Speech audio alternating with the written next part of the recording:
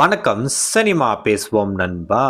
Super star Rajinikanth, Shruti Haasan, Soubin, king Nagarjuna, real star Upendra, Sathyaraj, Aamir Khan நடிச்ச லோகேஷ் கனகராஜோட டைரக்ஷன்ல வந்த கூலி படம் எப்படி இருக்குன்னு தான் இந்த வீடியோல நாங்க பார்க்க போறோம்.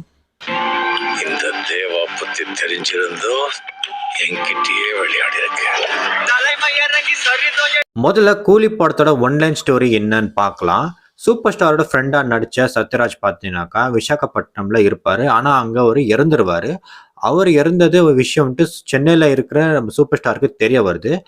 சூப்பர் ஸ்டார் வந்துட்டு அவரை போயிட்டு பார்க்க போறப்போ சூப்பர் ஸ்டார் வந்துட்டு ஒரு விஷயம் அவருக்கு தெரிய வருது. அதாவது அவரோட ஃப்ரெண்டு சத்யராஜ் வந்துட்டு ஒரு இயற்கையா சாவல, அவர் வந்துட்டு யாரோ அடிச்சு கொண்டு இருக்கிறாங்க. ஸோ யார் அவங்க அடிச்சு கொண்டது, எதுக்காக அவங்க அடிச்சு கொண்டாங்க, அப்படி ஒரு விஷயமா தேட போக ஒரு விஷயமா அவருக்கு தெரிய வருது. ஸோ இந்த விஷயமெல்லாம் தெரிஞ்ச சூப்பர் ஸ்டார் வந்துட்டு என்ன பண்ண போறாரு, என்ன செய்ய போறாரு, அது எப்படி படத்தோட கதையா மாறுதுன்னு தான் கூலி படத்தோட ஒன்லைன் ஸ்டோரி. படத்தோட ஹீரோவா நடிச்ச சூப்பர் ஸ்டார் பார்த்தீங்கன்னாக்கா தேவா கேரக்டர்ல என்ன பண்ணணுமோ அதை கரெக்டாக பண்ணியிருக்காரு.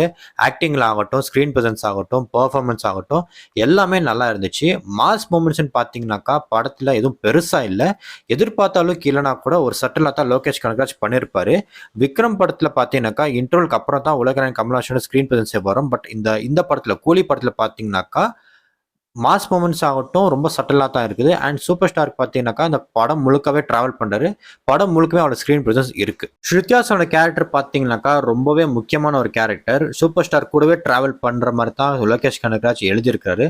அவங்களோட பர்ஃபார்மன்ஸ் கூட நல்லா தான் இருந்துச்சு. சத்யராஜ் பார்த்தீங்கன்னாக்கா படத்தில் அவரோட போர்ஷன் கம்மியாக தான் இருந்துச்சு. படத்தில் ரொம்பவே முக்கியமான ஒரு கேரக்டர் தான் அவரோட கேரக்டராக இருக்குது. பட் ஆனால் அவரால் தான் படமே ஸ்டார்ட் ஆகும். படத்துல மெயின் வில்லனா நடிச்ச கிங் நாகார்ஜுனா பார்த்தீங்கன்னாக்கா அவரோட லுக்ஸ், ஸ்டைலு, ஸ்வாக், அவருக்கு கொடுத்த கெட்டப் செம்மையா இருந்துச்சு. ஸ்க்ரீன் ப்ரெசன்ஸ், பர்ஃபார்மன்ஸ் நல்லா இருந்துச்சு. அவரோட போர்ஷன் படத்துல ஓரளவுக்கு கொடுத்துருக்குறாங்க, ரொம்ப கம்மியா எல்லாம் இல்லை.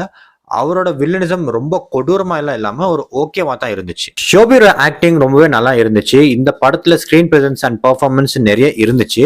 கேரக்டருக்கு ஏத்த ரோல்னுக்கு நல்லா நடிச்சிருக்கிறாரு அண்ட் நல்லாவும் பண்ணிருக்காரு. பட் ஆனா செகண்ட் ஹாஃப்ல நிறைய போர்ஷன்ஸ் அவங்க வர்றதுனால ஓரளவுக்கு மேல நம்மளுக்கு அந்த கேரக்டர் மேல ஒரு சலிப்பையும் ஒரு வெறுப்பையும் ஏற்படுற மாதிரி தான் நம்மளுக்கு தோணுது. இது எனக்கு தோணுச்சு. ஒருவேளை படம் பார்த்த நீங்க உங்களுக்கு தோணுச்சுக்கா அதை மறக்காம கமெண்ட்ஸ் சொல்லுங்க. உபேந்திராவை பார்த்தோம்னா அவரே சொன்னாரு கூலி படத்துல நான் ஒரு கேமியோ அப்பியரன்ஸ் தான் பண்றேன்னு. எப்படி ஜெயிலர் படத்துல கன்னடா ஆக்டர் சிவராஜ்குமார் நடிச்சாரோ அதே மாதிரி தான் கூலி படத்துல உபேந்திரா அவரோட போர்ஷன்ல நல்லா நடிச்சிருக்காரு. ஆனா அவரோட ஸ்கிரீன் பிரசன்ஸ் கம்மியா இருந்தாலும் அவர் வர போர்ஷன் எல்லாம் செம்மையா இருந்துச்சு. அது எந்த போர்ஷன்ல வராரு, எப்படி வராரு, அவர் ஸ்கிரீன் பிரசன்ஸ் எப்படி இருந்துச்சு இங்க படம் பார்த்து நீங்க தெரிஞ்சுக்கோங்க. படத்துல ரச்சிதராம் கூட நடிச்சிருக்காங்க. ட்ரைலர்ல கூட ஒரு கிளிம்ஸ் கூட தான் காமிச்சிருப்பாங்க லோகேஷ் கனகராஜ். ஆனா படத்துல பாத்தீங்கன்னாக்கா அவங்களோட ரோல் வந்துட்டு நல்லா இருக்குது. அவங்களோட பெர்ஃபார்மன்ஸ் கூட பாத்தீங்கன்னாக்கா படத்துக்கு ஒரு நல்ல ஒரு கேரக்டர் தான் தோணுச்சு. கடைசியா அமீர் கான் பார்த்தோம்னா அவரோட ஸ்கிரீன் பிரசன்ஸ் நீட் அண்ட் ஜென்டலா இருந்துச்சு. ஆனா நம்மளுக்கு ஒரு வாவ் ஃபேக்டா இருக்குல்ல, எதுக்காகன்னு பார்த்தோம்னா இதே மேஜிக் தான் விக்ரம் படத்துல சூர்யா வந்துட்டு ரோலெக்ஸ் கேரக்டர் நடிச்சாரு. ஸோ அந்த வாவ் ஃபேக்ட் வந்துட்டு நம்மளுக்கு அங்கேயே நம்ம ஃபீல் பண்ணிட்டோம். அது வந்துட்டு ஒரு மேஜிக்கல் மூமெண்ட்டா இப்போ வரைக்கும் இருக்குது. ஆனா அதே மாதிரி கூலி படத்துல லோகேஷ் கனகராஜ் யூஸ் பண்ணாரு.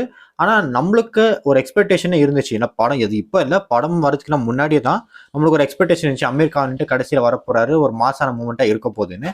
சரி, அப்படியே ஒரு பயங்கரமான ஒரு சீனு அன்எக்ஸ்பெக்டடா நம்ம எதிர்பார்க்காத அளவுக்கு ஏதாச்சும் நடந்துச்சான்னு கேட்டோம்னாக்கா அப்படியும் எதுவும் இல்லை. ஒரு ஜென்டில் அண்ட் நீட்டா தான் இந்த ஒரு கிளைமேக்ஸ் போர்ஷனும் இருந்துச்சு. அதே மாதிரி தான் இந்த படத்தோட எண்டிங்கும் இருந்துச்சு. கூலி படத்துல பிளாஷ்பேக் போர்ஷன்ல லோகேஷ் கனகராஜ் ரொம்ப ஹார்ட் ஒர்க் பண்ணியிருக்காரு. எதுக்காகன்னு பார்த்தோம்னா போன படத்துல அதாவது லியோ படத்துல பார்த்தீங்கன்னாக்கா பிளாஷ்பேக் போர்ஷன்ல நிறைய கிரிட்டிசிசம் ஃபேஸ் பண்ணாரு அண்ட் இப்போ கூட ஃபேஸ் பண்ணிட்டு வராரு.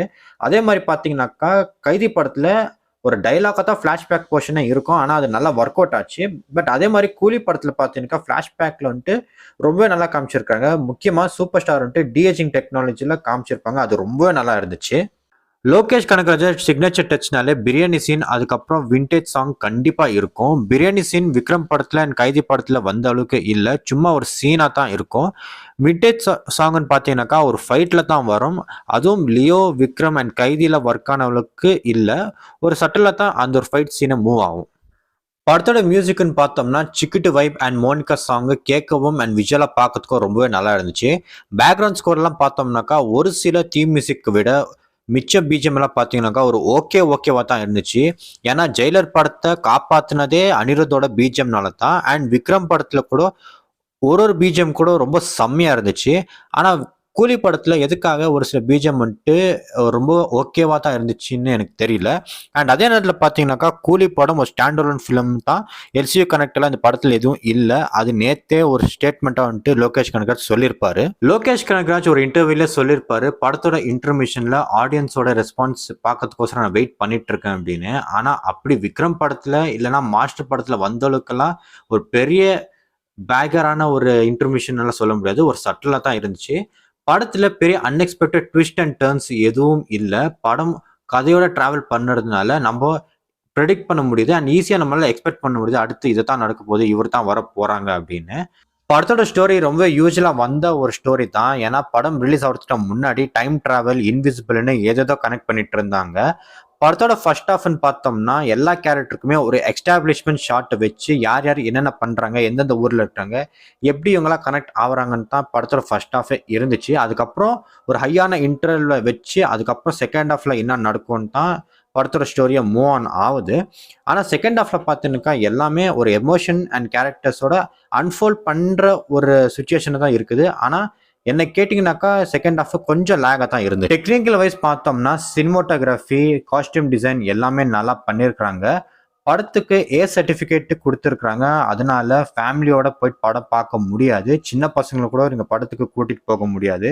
ஆனால் படம் பார்த்ததுக்கு அப்புறம் இந்த படம்க்கு எதுக்கு சர்டிஃபிகேட் கொடுத்தாங்கன்னு ஒரு கேள்வி உங்களுக்கு வரும். எதுக்காகன்னு பார்த்தோம்னாக்கா இதுக்கு முன்னாடி நிறைய வயலன்ஸ் இருக்கிற படத்துக்கு வந்துட்டு யூஏ சர்டிஃபிகேட் தான் கொடுத்துருக்காங்க.